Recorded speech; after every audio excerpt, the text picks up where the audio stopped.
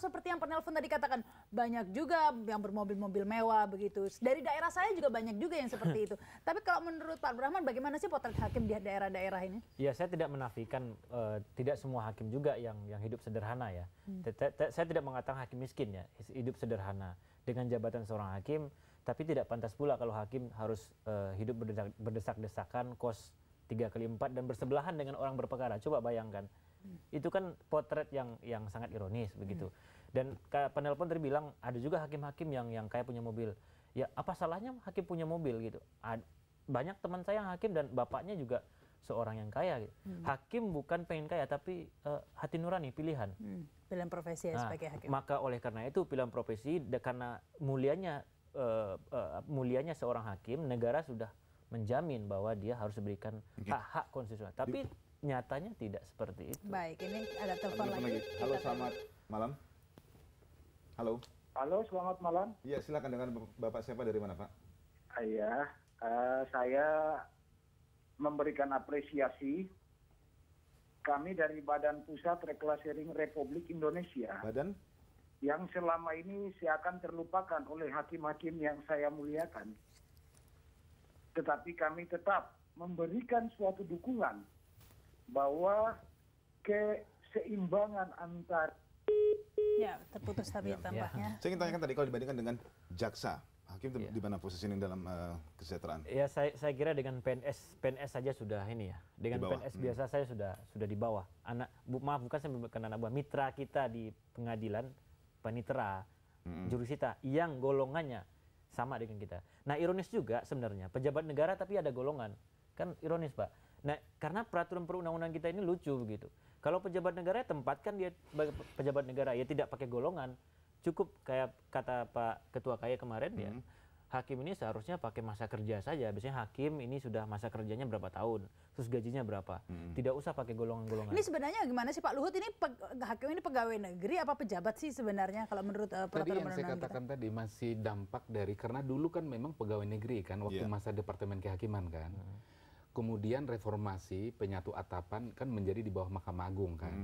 Tapi masih belum ada perubahan, belum ada pembenahan gitu. Jadi saya kira karena jadi ambigu-ambigu ini membuat seperti sekarang. Pernah juga satu waktu mereka lebih besar ininya karena dapat remunerasi dan tunjangan yang lain dibandingkan jaksa. Sempat itu suatu ketika. Hampir tapi sama belakangan barangkali menjadi terlewati. Polri pada saat itu kan masih di dalam negeri ya. Sekarang langsung bawa presiden. Dulu di bawah ABRI kan. Ya, ABRI sekarang kan berdiri sendiri langsung sendiri. presiden. Nah, tapi mereka menggunakan pangkat tentunya kan. Bukan golongan kalau di PNS. Oh iya. Nah, kalau dibikin sama seperti itu, apakah mungkin mau mengarah ke situ dengan sistem berbeda? Saya kira kami tidak akan mengerucut ke soal itu sebenarnya gitu kan. Tapi tempatkanlah dia hakim ini sebagaimana layaknya hakim, seorang pejabat negara gitu. Dan saya kira presiden atau pemerintah tidak perlu pusing-pusing kok. Sudah ada kok gitu. Tinggal dijalankan apa amanah undang-undang. Coba kalau presiden atau pemerintah tidak melaksanakan undang-undang, yang itu kan DPR dan pemerintah yang buat begitu, dan dia tidak melaksanakan. Nah, ini sudah ada di undang-undang dan Anda tadi sudah ke KY ya, tapi tampaknya KY kan hanya bisa menghimbau ya, tidak punya kekuatan lebih dari itu. Tampaknya akan menuntut ke jalur hukum ke Mahkamah Konstitusi mungkin ya. Jadi gini. Halo, selamat malam. Baru masuk teleponnya. Halo. Iya, dengan Bapak siapa dari mana, Pak? Dengan Pak Anwar di Bogor. Pak Anwar, silakan, Pak. Saya sedikit agak ke belakang ini soalnya. Kenapa baru muncul sekarang? Istilahnya kan begitu. Nah, ya. Dulu seharusnya negara itu kan sudah ada undang-undang, aturan dan hukum. Tapi sistemnya yang mengarahkan setiap warga negara harus melaksanakan itu sampai sekarang tidak kelihatan. Efeknya apa? Korupsi dan segala macam. Akhirnya hasil dari negara itu kemana? Efeknya ya gaji hakim jadi kecil. Itu tidak terlalu sulit. Soalnya hakim-hakim juga, ini salah satu kritik saya dari lama, ya berulang-ulang.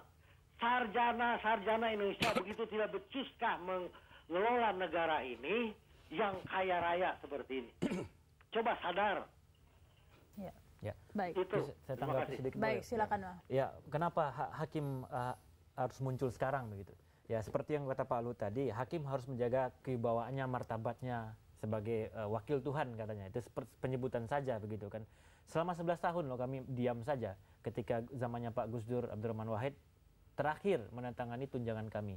Sampai sekarang belum diangkat, 11 tahun. PNS tiap tahun. Gaji hakim tahun 2008. Nah, anti klimaksnya ya hari ini, saat ini ketika loh kok dibiarkan saja gitu kan. Ketika dulu-dulu ya kami diam saja karena nggak enak loh hakim. Kami masih masa ngomongin gaji begitu masa ya Pak ya? ngomongin gaji gitu kan. Apalagi stigma dari masyarakat, hakim itu sekali ketok palu berapa sih? Udah banyak. Tanya sama Pak Luhut. Tidak semua hakim begitu. Saya tidak menafikan mungkin ada yang seperti itu. Tapi Mahkamah Agung sudah berupaya keras. Kami pulang masuk jam 7:30, pulang jam 4:30. 1 menit telat dipotong. Begitu reformasi birokrasi yang digalakkan oleh Mahkamah Agung. Kalau kita skeptis dan gagal lah, nggak setuju. Nah, apa langkah selanjutnya? Saya tidak berpikir apakah gagal atau bagaimana selanjutnya, tapi saya sangat yakin bahwa ketika perjalanan kami 2 hari ini sangat didukung oleh beberapa pihak terkait, misalkan KY. Mbak Rahma tadi bilang KY hanya sebatas mengimbau. Saya kira tidak. KY langsung menyurati Presiden. Bahkan orang tua kami Mahkamah Agung Pak Luhut ya Pak Abdul Rashid sudah 1,5 tahun lalu menyurati Presiden lengkap dengan data-datanya. Kami menemui beliau kemarin kan, tapi belum ditanggapi. Ayo, ada apa ini sebenarnya? Itu Presiden juga ya kuncinya. Jadi Presiden juga kuncinya. Halo, langsung kita sama penelpon berikutnya. Halo, selamat malam. Halo, selamat malam. Dengan Bapak siapa dari mana Pak? Dengan Bapak Rusdi nih dari Jakarta. Pak Rusdi, silakan. Ya, saya minta sih para bapak-bapak hakim gitu dalam mengetok palu ya harus pertimbangan gitu. Yang berat tetap berat, yang ringan harus diringankan gitu. Ya, saya minta juga kepada pemerintah, saya bukan mengusulkan gitu. Ya tolonglah hargai pada beliau-beliau ini atau para hakim untuk diberilah tunjangan atau kenaikan gaji. Ya begitu aja. Ya. Baik, terima kasih Pak. Baik, ya baik. Selanjutnya ini tidak ada respon dari Presiden begitu Pak Abdurrahman ya tadi. Ya. Nah, ini selanjutnya akan mengajukan ke Mahkamah Konstitusi tadi ya? Sudah, kami kan di samping meredam aksi mogok sidang yang sudah kuat, kami berjuang dengan 2 cara, non litigasi dan litigasi, artinya melalui jalur hukum dan non jalur hukum. Non jalur hukum kami dengan cara sharing ke berbagai pihak terkait seperti Mahkamah Agung, KY dan DPR. Yang litigasi kami teman kami Saudara Agung Teguh Setiabakti dari Petun Semarang mengajukan judicial review untuk meminta uji tafsir terhadap bunyi pasal yang ada di dalam undang-undang tentang peradilan. Terkait tentang peraturan apa sih yang dimaksud oleh pasal 6 Undang-Undang pasal 25 itu tentang gaji tentang gaji. Presiden itu mengeluarkan peraturan apa sih? Jadi mohon ditafsirkan oleh MK, itu intinya. Jadi Pak Luhut ini sebenarnya kuncinya di Presiden ya, ini yang dibutuhkan respon dari Presiden yang cepat. Kalau menurut Anda bagaimana ini sebenarnya? Ini tinggal menunggu waktu. Kalau saya lihat news sticker ya yang ada di Jack TV, Julian Fasa mengatakan Presiden mendukung. Kan normatifnya kan sudah ada, jadi tinggal memukul gong. Nah pertanyaannya kok gongnya nggak bunyi-bunyi kan gitu. Jangan sekedar prihatin dong kan begitu. Gongnya seperti apa nih? Ahmad Yani kan bilang ini gagal kan gitu dong. Jadi ini as a matter of time kalau ini. Butuh waktu 1,5 tahun bagi Presiden untuk dapat surat sampai akhirnya mendukung loh. Terlalu lama begitu. Gongnya seperti apa nih harapan menurut Anda seperti apa gong? Tapi persoalan hakim kan tidak soal yang kalau ini saya lihat hanya as a matter of time. Itu tidak akan lama lagi saya kira. Akan dikabulkan karena udah ngomong juga Julian Fasa saya lihat. Tapi persoalan hakim Pak. Tidak hanya sudah sering ngomong. Jadi jangan GR dulu Pak. Ya, istilahnya kami optimis pemerintah memperhatikan seluruhnya Presiden itu.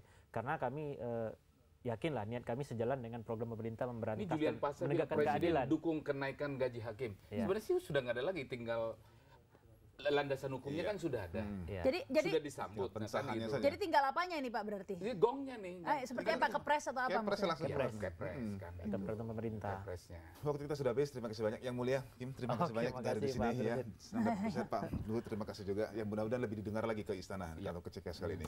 Terima kasih selamat malam. Dan pemirsa tetaplah bersama kami karena kami masih akan kembali setelah pariwara yang satu ini.